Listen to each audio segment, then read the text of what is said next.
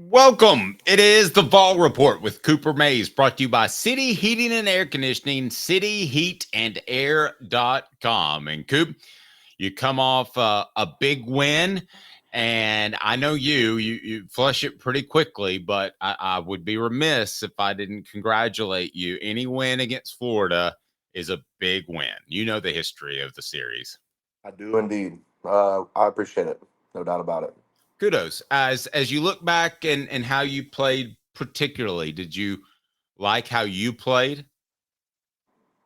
I think I played pretty well. Pretty well. Gotcha. Okay. Now, as we look towards Alabama, it's strange for me to have Tennessee's arguably two biggest rivals back to back. What's that like to you? Uh,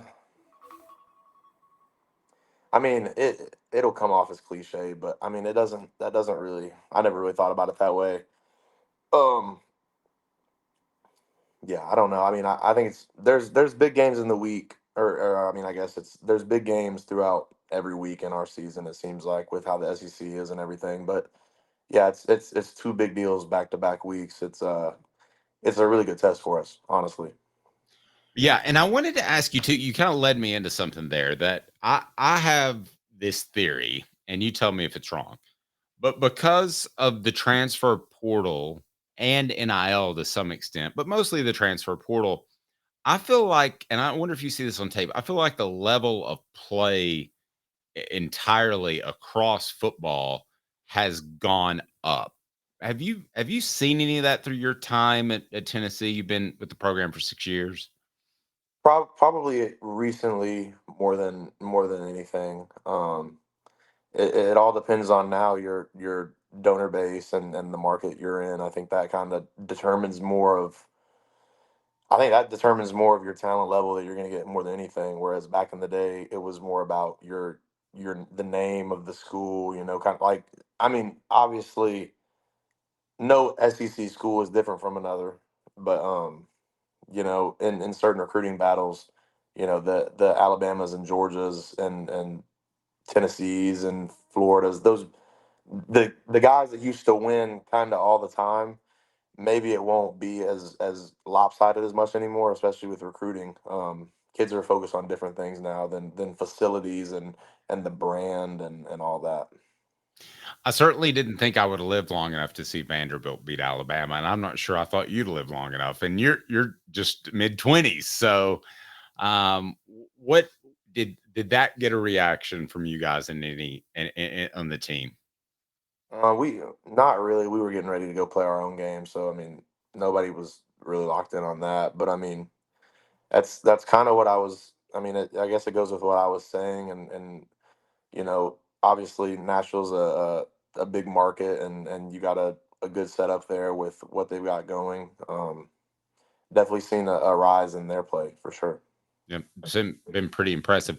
And you were asked about this at your press conference earlier in the week. I wanted to see if we could delve a little bit more into it because I know time's limited in those press conferences. But you were seen talking to Nico Iamaleava. I believe it was right before you guys went out in the second half. What can you share about that conversation?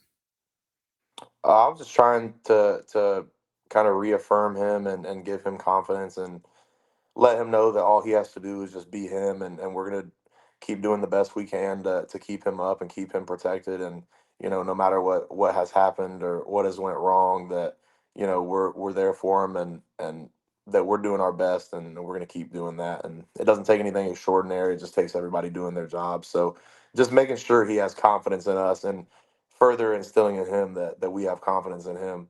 So yeah, it's kind of a win-win. You've battled through a lot. Was there a time in your career where you needed somebody to kind of talk to you, put their arm around you, say it's going to be all right, have faith? For sure. I mean, every day, I still need that to this day. It just probably isn't as much as I used to. But yeah, everybody needs that. And kind of just off topic, but I mean, there's so much just added pressure and a lot of stuff that people carry around on their shoulders that play this game, and especially the position that people like Nico play, or really any position. I mean, we're still 18 to 22 or 23, whatever.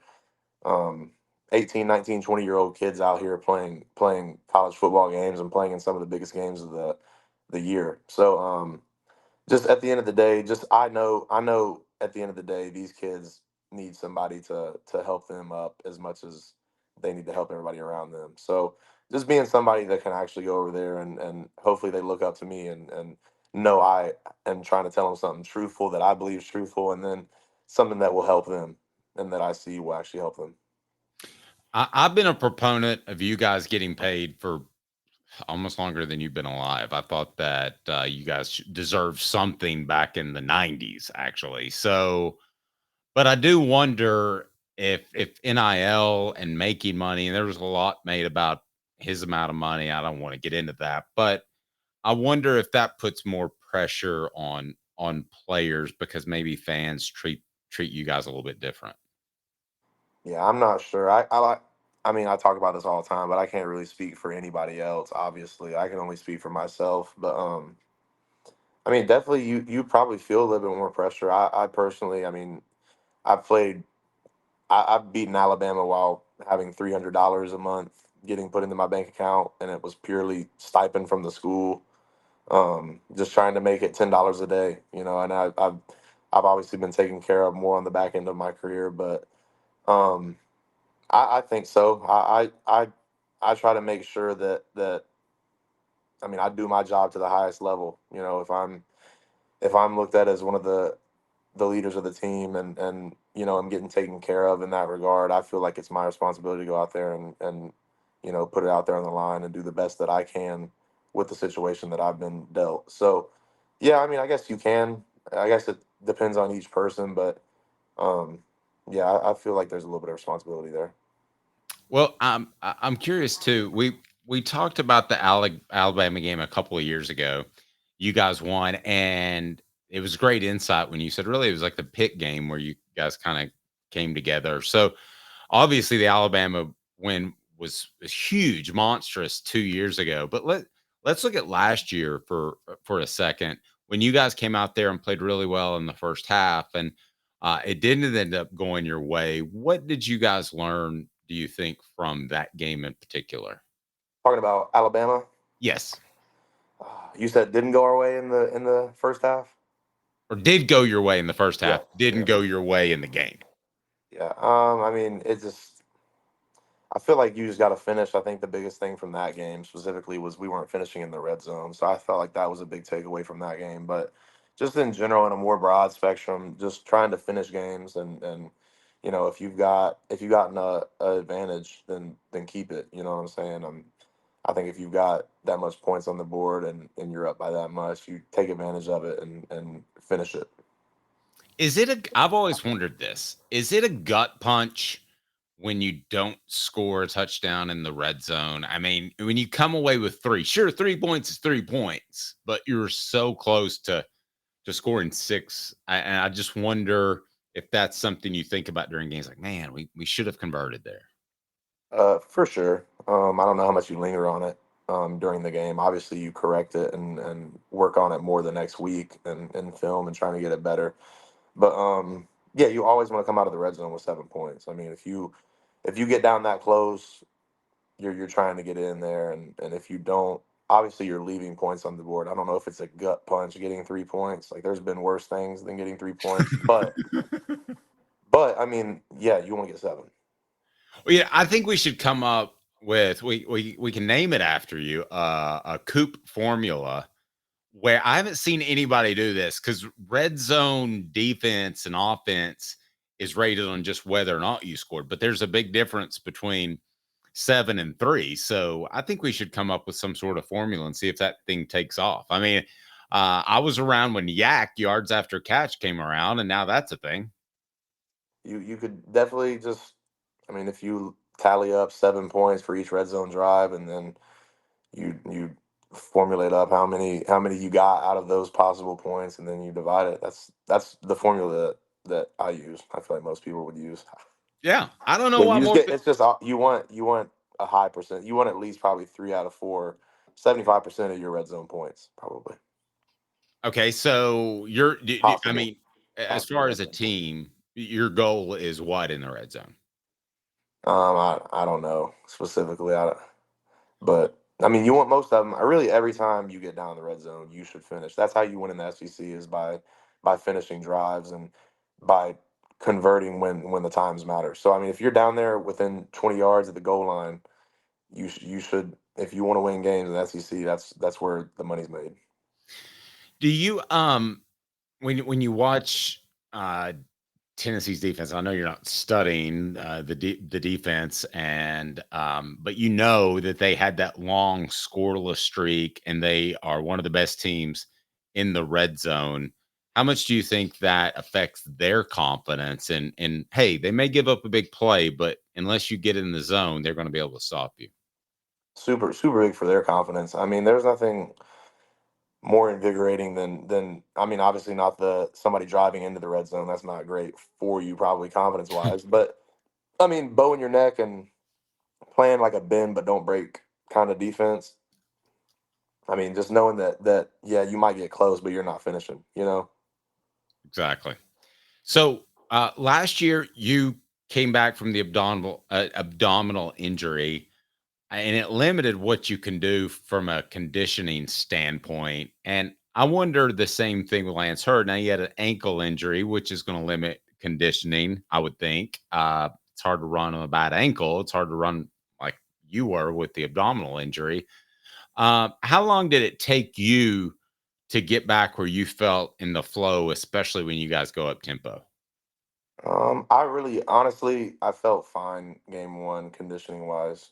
Like the first game I came back, a lot of people thought that I was tired, but I was just hurting. So I really I don't know. I mean, it just depends on the situation. Everybody's different. Do you feel like Lance is where he needs to be conditioning wise? I'd have to be the person, you know. Yeah, I Yeah. can't tell how. I mean, there's been times I promise you, there a lot of games in my career. There was times where I was like, oh my god, I'm dying. Like I'm, and you never know. I mean, I wasn't hurt. I wasn't. There was nothing wrong with me. I just ran out there, and for whatever reason, I just couldn't. I just it felt like I was just dying out there. Never knew why, but yeah. I mean, it's just there's differences of every game probably. We all have our good and bad days.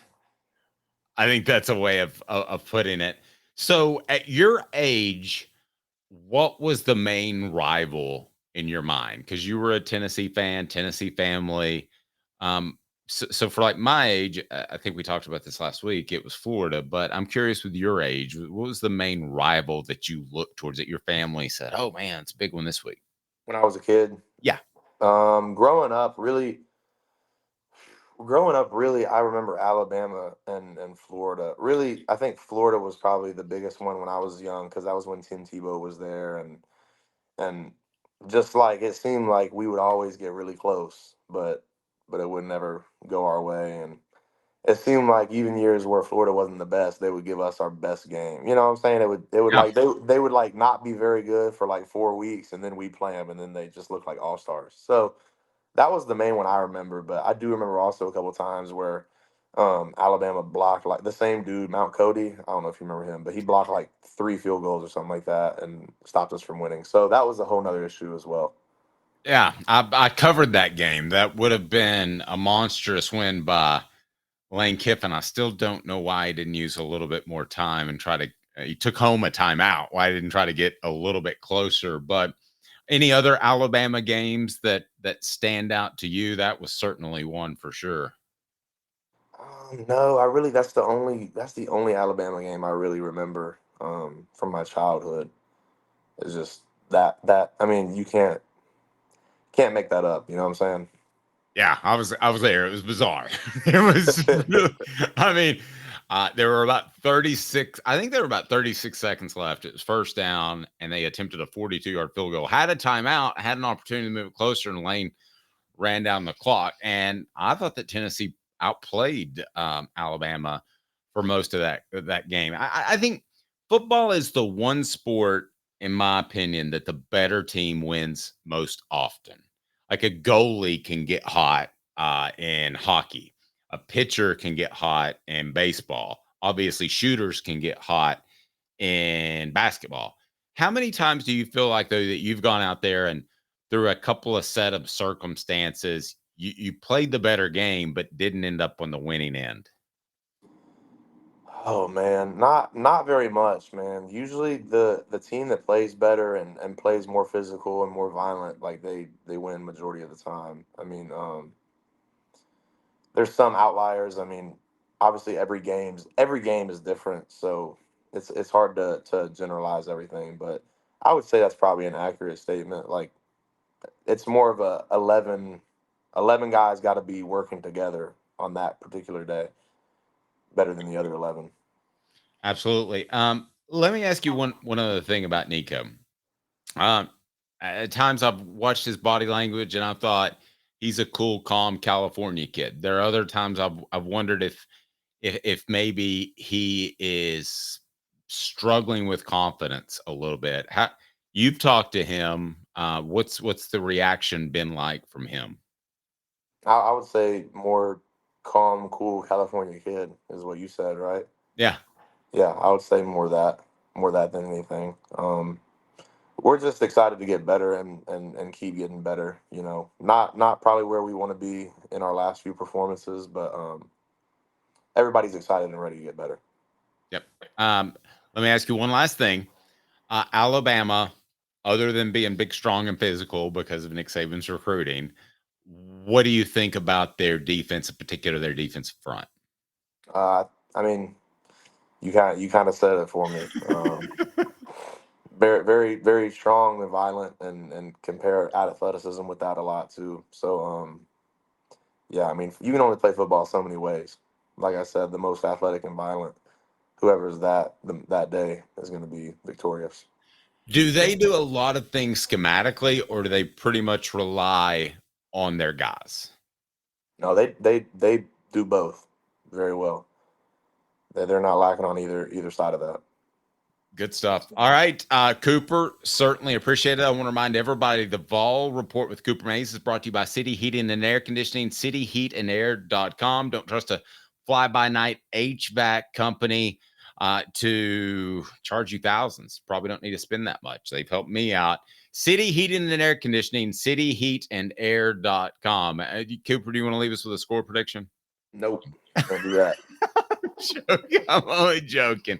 Love visiting with Cooper. It's funny though, because everybody else I have on a Friday, I always ask that, and it just is. It's a habit.